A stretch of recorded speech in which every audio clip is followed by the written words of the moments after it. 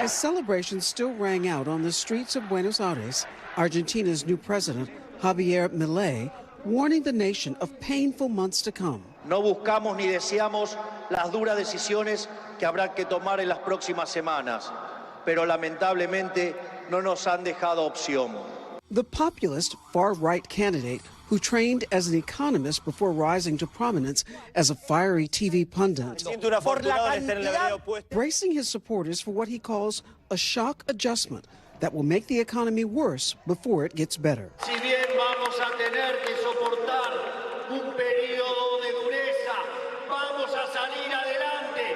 No hay noche que no haya sido derrotada por el día. His speech was light on specifics, mentioning only a 5% cut in public spending. But on the campaign trail, he promised to rein in soaring inflation and fight socialist values, most notably by getting rid of the central bank and eventually replacing the peso with the dollar.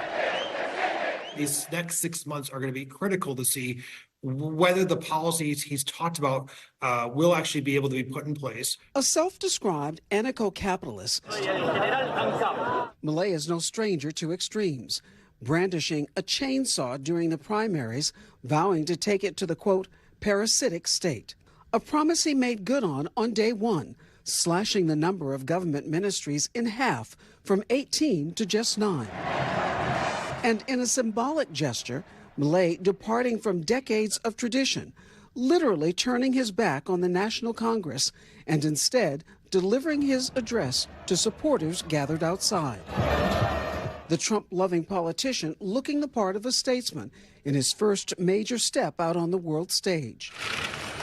Seen greeting Ukrainian President Volodymyr Zelensky and former Brazilian President Jair Bolsonaro. But as he looks to make a global name for himself, the most pressing concern playing out within his own borders, with inflation reaching 144% and 4 in 10 Argentines impoverished. Prices can rise by as much as, say, 2 or 3% in one day. You don't know how much you should budget for groceries. You don't know how much you should budget for the end of the month.